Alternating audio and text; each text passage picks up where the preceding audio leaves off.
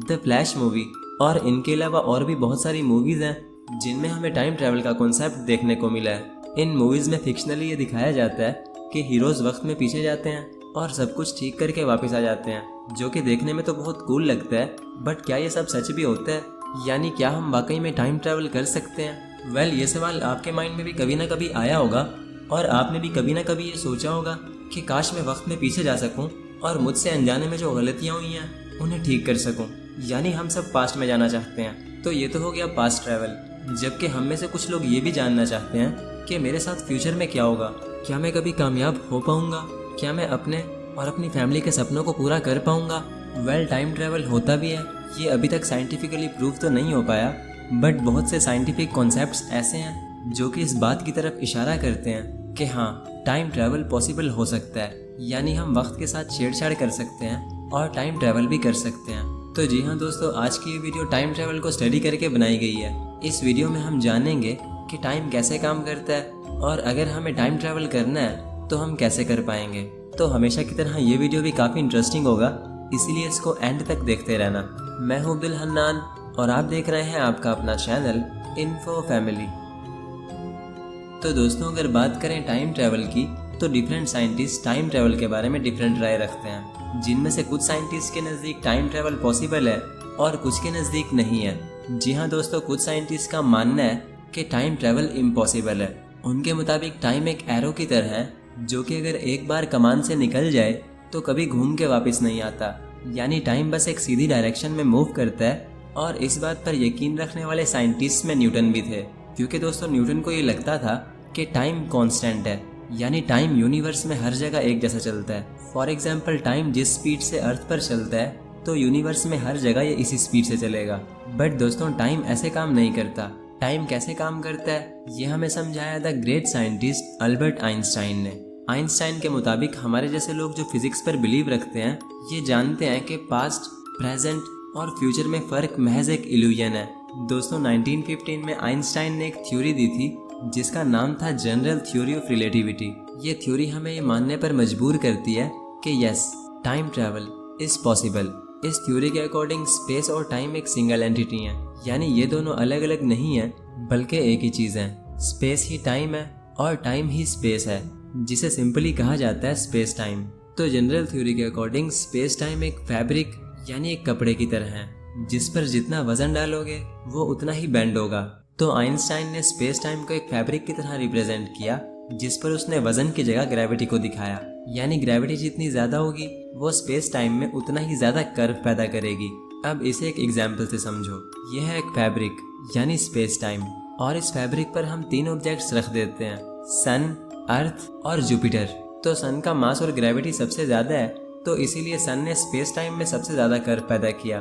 दूसरा बड़ा curve Jupiter ने किया क्योंकि उसकी ग्रेविटी सन से कम है और अर्थ से ज़्यादा है। और अब सबसे छोटा कर्व अर्थ ने किया क्योंकि इसकी ग्रेविटी इन दोनों से ही कम है। यानी जिस ऑब्जेक्ट की ग्रेविटी जितनी ज़्यादा होगी वो स्पेस टाइम में उतना ही ज़्यादा कर्व पैदा करेगी, जिसे हम बोलेंगे स्पेस टाइम कर्वेचर। तो आइंस्टाइन के अकॉर्डिंग स्पेस टाइम कर्वेचर जितना ज़्यादा होगा टाइम उतना ही स्लो होता जाएगा, जिसे हम कहेंगे टाइम डायलेशन, यानी टाइम का डिफरेंट तरीके से काम करना। और अगर आपको टाइम डायलेशन की समझ नहीं आई तो चलो थोड़ा डिटेल से समझते हैं। दोस्तों, अगर टाइम डायलेशन की मैं आपको कोई सबसे अच्छी एग्जांपल दूं तो ऑफ कोर्स मैं एक ब्लैक होल की एग्जांपल दूंगा, क्योंकि ब्लैक होल एक ऐसी जगह है जहां यूनिवर्स की सबसे ज़्यादा ग्रेविटी होती है। इनफैक्ट एक ब्लैक होल के पास इतनी ज़्यादा ग्रेविटी होती है कि वो एक सिंगुलैरिटी बना देती है। अब ये सिंगुलैरिटी क्या है, चलो पहले इसे क्लियर कर लेते हैं। दोस्तों, सिंगुलैरिटी एक ऐसा पॉइंट है जहां ग्रेविटी इतनी ज़्यादा हो जाती है कि वो स्पेस टाइम में एक इन्फिनाइट कर्व डाल देती है, यानी एक ऐसा कर्व जो कभी ख़त्म नहीं होता। तो ब्लैक होल की एक्सट्रीम ग्रेविटी स्पेस टाइम में एक ना ख़त्म होने वाला कर्व बना देती है, जिसे हम सिंगुलैरिटी कहते हैं। बस यूँ समझ लो कि ब्लैक होल की ग्रेविटी फिजिक्स के सारे लॉज को फेल कर देती है और उसके स्पेस टाइम में इतने ज़्यादा कर्वेचर की वजह से वहाँ टाइम एक्सट्रीमली स्लो हो जाता है। फॉर एग्जाम्पल, अगर आप एक ब्लैक होल के पास कुछ मिनट रुककर अर्थ पर वापस आओगे तो अर्थ पर कई 100 साल गुजर चुके होंगे, या फिर शायद कई हजार साल। आपके लिए तो वो सिर्फ कुछ मिनट ही होंगे, बट अर्थ के लिए नहीं। और ये कॉन्सेप्ट हमें इंटरस्टेलर मूवी में भी देखने को मिला है। इंटरस्टेलर एक बहुत ही पॉपुलर साइंस फिक्शन मूवी है जिसे famous movie director Christopher Nolan ने डायरेक्ट किया था। इस मूवी में दिखाया गया है कि नासा कूपर नाम के एक एक्स पायलट को एक मिशन पर भेजता है, जिसका ऑब्जेक्टिव होता है यूनिवर्स में एक ऐसा प्लेनेट ढूंढना जहां इंसान जिंदा रह सकें। तो उस प्लेनेट की तलाश में कूपर और उसकी टीम ब्लैक होल के सबसे नजदीक वाले प्लेनेट पर पहुंच जाते हैं। तो जैसे ही वो लोग वहां पहुंचते हैं तो कूपर बोलता है कि यहाँ टाइम ज़ाया मत करो, क्योंकि यहाँ पर 1 घंटा अर्थ के 7 साल के बराबर है। जाओ जाओ जाओ, जल्दी जाओ। यहाँ 1 घंटा 7 साल के बराबर है, एक लम्हा भी बर्बाद मत करो। तो खैर वो लोग अपना मिशन तो कंप्लीट नहीं कर पाते, और जैसे ही कूपर वहां से वापस आता है तो उसकी बेटी बूढ़ी हो चुकी होती है, जिसे वो अपनी आंखों के सामने मरते हुए देखता है। कूपर के लिए तो वो ब्लैक होल के पास गुजरे कुछ दिन ही थे, बट उसकी बेटी के लिए वो सारी जिंदगी थी। तो दोस्तों, इस चीज को हम टाइम डायलेशन कहते हैं, और ये हमें एक ब्लैक होल के पास सबसे ज्यादा देखने को मिलता है। ब्लैक होल्स पर मैं ऑलरेडी एक डिटेल्ड वीडियो बना चुका हूँ, जिसका लिंक आपको डिस्क्रिप्शन में मिल जाएगा, और उसे मैं वीडियो के एंड स्क्रीन पर भी लगा दूंगा। तो चलो टॉपिक पर वापस आते हैं। दोस्तों, आइंस्टाइन की जनरल थ्योरी ऑफ रिलेटिविटी हमें ग्रेविटी और स्पेस टाइम कर्वेचर के बारे में बताती है, और स्पेस टाइम कर्वेचर हमें सिंगुलैरिटी और टाइम डायलेशन के बारे में बताता है। तो आई होप आपको ये सारी बातें अब क्लियर हो चुकी होंगी। तो चलो आगे बढ़ते हैं और जानते हैं टाइम ट्रैवल कैसे पॉसिबल हो सकता है। तो दोस्तों, अगर बात करें टाइम ट्रैवल की पॉसिबिलिटीज की, तो टाइम ट्रैवल पॉसिबल तो है, लेकिन सिर्फ फ्यूचर में, पास्ट में नहीं। पास्ट में टाइम ट्रैवल करना या तो बहुत मुश्किल है या फिर एब्सोल्युटली इम्पॉसिबल है। और वो क्यों, चलो मैं समझा देता हूँ। दोस्तों, दरअसल बात कुछ यूँ है कि अगर हम पास्ट में जाकर कुछ चेंजिंग करेंगे तो हमारा फ्यूचर भी चेंज हो जाएगा, और अगर हम फ्यूचर को ही चेंज कर देंगे तो हम कभी फ्यूचर में वापस आ ही नहीं पाएंगे। वेल, सुनने में आपको काफ़ी कंफ्यूजिंग लग रहा होगा, बट डोंट वरी, मैं आपको सब क्लियर करा दूंगा। दोस्तों, पास्ट ट्रैवल को समझने के लिए वैसे तो बहुत सारे एग्जाम्पल्स हैं, बट जो सबसे फेमस एग्जाम्पल है वो है द ग्रैंडफादर पैराडॉक्स। इस पैराडॉक्स के अकॉर्डिंग अगर आप वक्त में पीछे जाते हो और अपने दादा को उनकी जवानी में ही मार देते हो तो आप कभी पैदा ही नहीं होगे, और अगर आप पैदा ही नहीं हुए तो आप वक्त में पीछे कैसे गए, और अगर आप वक्त में पीछे चले भी गए तो आप फ्यूचर में वापस कैसे आओगे, क्योंकि फ्यूचर में तो आप होगे ही नहीं। ऐसे में हो सकता है कि आप किसी अलग टाइमलाइन में घुस जाओ, यानी पास्ट बदलोगे तो फ्यूचर भी बदल जाएगा, और अगर आप फ्यूचर ही बदल दोगे तो आप फ्यूचर में कभी वापस आ ही नहीं पाओगे। आप शायद एक पैरेलल यूनिवर्स में चले जाओगे। और अगर आपको अभी भी समझ नहीं आया तो आप फ्लैश मूवी देख लो, उस मूवी में इस कॉन्सेप्ट को काफ़ी अच्छे से दिखाया गया है। दोस्तों, मूवी में जब फ्लैश को पता चलता है कि वो लाइट की स्पीड से ज़्यादा तेज़ भाग सकता है, जिससे कि वो टाइम ट्रैवल भी कर सकता है, तो ये सब देखने के बाद फ्लैश डिसाइड करता है कि वो वक्त में पीछे जाएगा और अपनी मरी हुई माँ को बचा लेगा। तो जैसे ही फ्लैश टाइम में पीछे जाकर फ्यूचर में वापस आता है तो वो एक अलग टाइमलाइन में आ जाता है, जहाँ उसकी माँ तो जिंदा होती है, लेकिन बहुत सी चीज़ें ऐसी होती हैं जो नहीं होनी चाहिए थी। फ्लैश टाइम के साथ छेड़छाड़ करता है, जिसकी वजह से वो एक पैरेलल यूनिवर्स में फंस जाता है, यानी मल्टीवर्स में। और अगर आपको मल्टीवर्स का नहीं पता तो आप मेरा ये वाला वीडियो देख सकते हो। इस वीडियो में मैंने अच्छे से एक्सप्लेन किया है कि मल्टीवर्स क्या है और ये कितना बड़ा हो सकता है। तो इस वीडियो का लिंक भी मैं डिस्क्रिप्शन में डाल दूंगा, और इसको भी मैं एंड स्क्रीन पर लगा दूंगा। तो चलो टॉपिक को कंटिन्यू करते हैं। दोस्तों, पास्ट टाइम ट्रैवल में बहुत ज़्यादा कॉम्प्लिकेशंस हैं, और शायद इसीलिए ये ऑलमोस्ट इम्पॉसिबल है। तो हम पास्ट में तो ट्रैवल नहीं कर सकते, तो चलो अब बात कर लेते हैं फ्यूचर टाइम ट्रैवल की। दोस्तों, फ्यूचर टाइम ट्रैवल पॉसिबल तो है, बट सवाल पैदा होता है हाउ, आखिर कैसे हम टाइम ट्रैवल के जरिए फ्यूचर में जा सकते हैं। तो दोस्तों, इसका जवाब है हम ऑलरेडी फ्यूचर में जा रहे हैं। हम सब ही टाइम ट्रैवलर्स हैं जो 1 सेकंड पर 1 सेकंड की रफ्तार से टाइम ट्रैवल कर रहे हैं, यानी हम हर 1 सेकंड बाद 1 सेकंड फ्यूचर में चले जाते हैं। तो अगर हम 1 सेकंड में 1 आवर का ड्यूरेशन कवर करें तो ये भी एक किस्म का ट्रैवल टू फ्यूचर ही होगा। वेल, अगर आप गूगल पर सर्च करोगे तो फ्यूचर में टाइम ट्रैवल करने के गूगल आपको बहुत सारे मेथड्स बताएगा। कहीं गूगल 8 तरीके बताएगा, कहीं 5 तो कहीं 10। बट फिक्र मत करो, इस वीडियो में मैं आपको वो सेलेक्टिव मेथड्स बताऊंगा जिनसे टाइम ट्रैवल वाकई में पॉसिबल है। क्योंकि बहुत सारे आर्टिकल्स रीड करने के बाद जब मैंने चैट जीपीटी को बोला कि मुझे फ्यूचर में टाइम ट्रैवल करने के वो मेथड्स बताओ जिनसे टाइम ट्रैवल वाकई में पॉसिबल हो, तो चैट जीपीटी ने मुझे 4 ऐसे मेथड्स बताए जो कि वाकई में एक सेंस बना रहे थे। तो चलो अब ज़्यादा बातें नहीं करते और इन सभी मेथड्स के बारे में बात कर लेते हैं। नंबर 1, टाइम ट्रैवल विया स्पीड। दोस्तों, आइंस्टाइन ने रिलेटिविटी की एक्चुअली एक नहीं बल्कि 2 थ्योरीज दी थी, जिनमें से एक थी जनरल थ्योरी ऑफ रिलेटिविटी और दूसरी थी special theory of relativity. General theory हमें ग्रेविटी और स्पेस टाइम कर्वेचर के बारे में बताती है और स्पेशल थ्योरी हमें स्पीड ऑफ लाइट और उससे होने वाले रिलेटिव मोशन के बारे में बताती है। तो जनरल थ्योरी के बारे में हम ऑलरेडी डिस्कस कर चुके हैं, तो चलो अब बात कर लेते हैं स्पेशल थ्योरी के बारे में। दोस्तों, स्पेशल थ्योरी के मुताबिक अगर हम स्पीड ऑफ लाइट की जितनी स्पीड से ट्रैवल करें तो टाइम हमारे लिए एक्सट्रीमली स्लो हो जाएगा। और वो कैसे, चलो जान लेते हैं। दोस्तों, मान लो कि आप एक ऐसी स्पेसशिप में हो जो लाइट की स्पीड से ट्रैवल करती है। तो जब आप उस स्पेसशिप में 1 घंटा घूमकर अर्थ पर वापस आओगे तो अर्थ पर शायद कई साल गुजर चुके होंगे, क्योंकि जब हम लाइट की स्पीड से मूव कर रहे होंगे तो हम टाइम को बहुत तेजी से पीछे छोड़ते जाएंगे। फॉर एग्जाम्पल, सन की लाइट को अर्थ तक पहुंचने में सिर्फ 8 मिनट लगते हैं, बट वहीं अगर कोई इंसान वॉक करते करते अर्थ से सन पर जाए तो चैट जीपीटी के अकॉर्डिंग उसे लगभग 3500 साल लग जाएंगे। तो अगर वो इंसान भी लाइट की स्पीड से मूव कर रहा होता तो उसे भी 8 मिनट लगते सन तक पहुंचने में, यानी वो 3500 साल के डिस्टेंस को सिर्फ 8 मिनट में ही कवर कर लेता और अपना वक्त बचाकर 3500 साल पहले ही सन पर पहुंच जाता। अब क्योंकि उसने 3500 साल का डिस्टेंस 8 मिनट में कवर किया और 8 मिनट ही लगेंगे उसे वापस आने में, यानी 3500 साल का डिस्टेंस वो वापस आने पर भी कवर करेगा। तो इस हिसाब से जब वो अर्थ पर वापस आएगा तो वो एक्चुअली 7000 साल बाद वापस आएगा। उसके लिए तो वो 8 और 8 16 मिनट होंगे, लेकिन अर्थ के लिए वो 3500 और 3500 यानी 7000 साल होंगे। तो इस चीज को भी हम टाइम डायलेशन कहते हैं, जो कि पॉसिबल है स्पीड की वजह से। जनरल थ्योरी में टाइम डायलेशन ग्रेविटी की वजह से था, बट स्पेशल थ्योरी में ये स्पीड की वजह से है। यानी अगर हम स्पीड ऑफ लाइट से मूव करेंगे तो हम फ्यूचर में भी टाइम ट्रेवल कर पाएंगे। अब लाइट की स्पीड से मूव करना वैसे तो पॉसिबल नहीं है, बट अगर हुआ तो हम फ्यूचर देख पाएंगे। नंबर 2, टाइम ट्रेवल विया ग्रेविटी। दोस्तों, ग्रेविटी के जरिए भी टाइम ट्रेवल होता है, ये मैं ऑलरेडी बता चुका हूँ, बट फिर भी मैं थोड़ा सा याद दिला देता हूँ। दोस्तों, जनरल थ्योरी ऑफ रिलेटिविटी के अकॉर्डिंग ग्रेविटी जितनी ज्यादा होगी टाइम उतना ही स्लो हो जाएगा। एंड जैसे कि मैंने बताया था कि इस यूनिवर्स की सबसे ज्यादा ग्रेविटी एक ब्लैक होल के सेंटर में होती है। ब्लैक होल के बीच वाले इस पार्ट को हम इवेंट होराइजन कहते हैं, और इवेंट होराइजन में ग्रेविटी इतनी ज्यादा होती है कि वो लाइट को भी खा जाती है।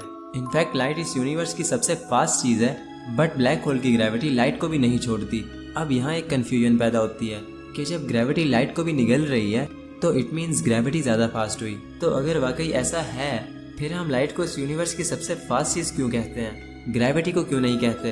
तो दोस्तों, इस बात का जवाब आइंस्टाइन की स्पेशल थ्योरी ऑफ रिलेटिविटी में छुपा है। आइंस्टाइन के अकॉर्डिंग लाइट इस यूनिवर्स की सबसे फास्टेस्ट चीज है। और वो कैसे, चलो मैं समझाता हूँ। दोस्तों, बात यह है कि ग्रेविटी एक तो ट्रैवल नहीं कर पाती और दूसरा ये कांस्टेंट नहीं है, यानी ये हर जगह सेम नहीं रहती। किसी जगह पर ग्रेविटी बहुत ज़्यादा होती है और किसी जगह पर बहुत कम। बट वहीं अगर लाइट को देखें तो लाइट के केस में इसका उल्टा है, यानी लाइट ट्रैवल भी कर पाती है और अपनी 3 लाख किलोमीटर पर सेकंड की स्पीड के साथ ये यूनिवर्स में हर जगह सेम रहती है, यानी लाइट बिल्कुल कांस्टेंट है। और यही वजह कि इस यूनिवर्स की हर चीज़ को हम लाइट की स्पीड से मेजर करते हैं। जैसे इतने लाइट ईयर्स दूर एक प्लैनेट है, इतने लाइट ईयर्स दूर एक गैलेक्सी है, वगैरह वगैरह। तो खैर टॉपिक पर वापस आते हैं। दोस्तों, एक ब्लैक होल की ग्रेविटी लाइट को भी निगल जाती है और उसकी इतनी एक्सट्रीम ग्रेविटी की वजह से वहाँ एक्सट्रीम टाइम डायलेशन देखने को मिलता है। खैर, ब्लैक होल्स कई हज़ार लाइट ईयर्स दूर होते हैं, इसीलिए उन तक पहुँचना नामुमकिन है। बट फिर भी अगर हम किसी तरह एक ब्लैक होल के पास रुककर अर्थ पर वापस आ गए तो टाइम डायलेशन की वजह से हम फ्यूचर में आएंगे। नंबर 3, टाइम ट्रैवल विया हाइबरनेशन। दोस्तों, हम हाइबरनेशन के जरिए भी टाइम ट्रैवल कर सकते हैं।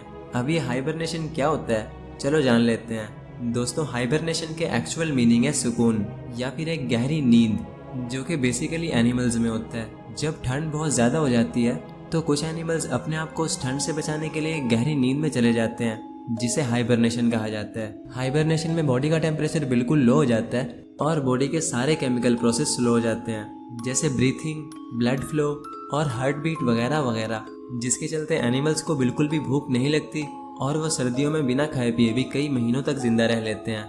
यानी हाइबरनेशन एक ऐसा प्रोसेस है जिससे एनिमल्स सर्दियों में बिना फूड और वाटर के भी सर्वाइव कर पाते हैं।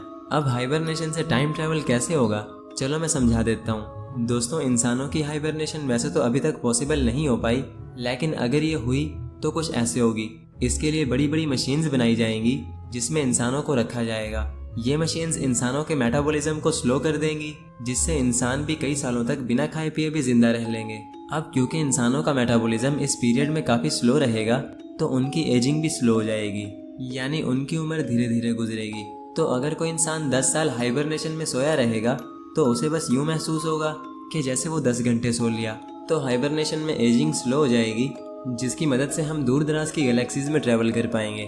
तो ये भी टाइम को स्लो करके ट्रैवल करने का एक मेथड है जिसे हम सस्पेंडेड एनिमेशन भी कहते हैं। और मज़े की बात यह है कि इस मेथड का यूज़ करके हम मार्स पर भी जा सकते हैं। दोस्तों, मिशन मार्स पर स्पेसएक्स कई सालों से काम कर रही है सिर्फ ये पता लगाने के लिए कि मार्स पर इंसानों को ज़िंदा कैसे रखा जाए। तो अगर मार्स पर ज़िंदगी का आगाज़ होता है तो इंसानों को वहाँ स्पेसक्राफ्ट्स के ज़रिए भेजा जाएगा। खैर, नॉर्मली एक स्पेसक्राफ्ट को मार्स तक पहुँचने में 6 से 9 महीने लगते हैं और इतने लंबे अरसे तक स्पेसक्राफ्ट्स में मौजूद लोगों के लिए फूड, वाटर और दूसरे बेसिक रिसोर्सेज को पूरा करना एक बहुत ही बड़ा चैलेंज है, क्योंकि इतने ज़्यादा रिसोर्सेज को ट्रांसपोर्ट नहीं किया जा सकता। इसीलिए हाइबरनेशन ही एक ऐसा प्रोसेस है जिसके ज़रिए ह्यूमन मेटाबॉलिज्म को स्लो किया जाएगा ताकि हमें मार्स तक पहुँचने में कोई भी दिक्कत ना आए। नंबर 4, टाइम ट्रैवल विया वर्म होल्स। दोस्तों, वर्म होल्स का कॉन्सेप्ट काफ़ी इंटरेस्टिंग है। Worm holes actually space time में मौजूद ऐसे शॉर्टकट्स होते हैं जिनसे हम बिलियंस ऑफ लाइट ईयर्स के डिस्टेंस को भी सिर्फ कुछ ही सेकंड्स में कवर कर सकते हैं। और वो कैसे, चलो मैं समझा देता हूँ। दोस्तों, ये एक पेपर है और इस पर यह है पॉइंट ए और यह है पॉइंट बी। अब मान लो कि अगर आपको पॉइंट ए से पॉइंट बी पर जाना है तो आपको ये सारा डिस्टेंस कवर करना पड़ेगा, राइट। बट वहीं अगर हम इस पेपर को ही बीच से फोल्ड कर दें तो ये दोनों पॉइंट्स आपस में मिल जाएंगे और इनका डिस्टेंस बिल्कुल ख़त्म हो जाएगा। तो एक वर्म होल ऐसे ही काम करता है। अब इसी चीज़ को हम एक और एग्जाम्पल से समझते हैं। दोस्तों, ये है मिल्की वे और ये है हमारी पड़ोसी गैलेक्सी एंड्रोमेडा, जिनके बीच 2.5 मिलियन लाइट ईयर्स का डिस्टेंस है। यानी अगर हम लाइट की स्पीड से एंड्रोमेडा तक जाएंगे तो हमें वहाँ पहुँचने में 2.5 मिलियन साल लग जाएंगे। तो अगर हम थोड़ी देर के लिए ये मान लें कि मिल्की वे और एंड्रोमेडा के बीच एक वर्म होल बन चुका है, तो आपको क्या लगता है हमें अब एंड्रोमेडा तक जाने में कितना टाइम लगेगा? कुछ साल, कुछ महीने या फिर कुछ हफ्ते? तो इसका जवाब है सिर्फ कुछ ही सेकंड्स। जी हाँ दोस्तों, हमें मिल्की वे से एंड्रोमेडा तक पहुंचने में सिर्फ कुछ ही सेकंड्स का टाइम लगेगा, जो कि पॉसिबल होगा सिर्फ एक वर्म होल से। यानी वर्म होल स्पेस टाइम में एक ऐसा शॉर्टकट है जो कि हमारे मिलियंस ऑफ लाइट ईयर्स के डिस्टेंस को भी सिर्फ कुछ ही सेकंड्स में बदल देगा। अब मजे की बात यह है कि वर्म होल्स थ्योरेटिकल हैं, यानी ये हैं भी या नहीं ये कोई नहीं जानता।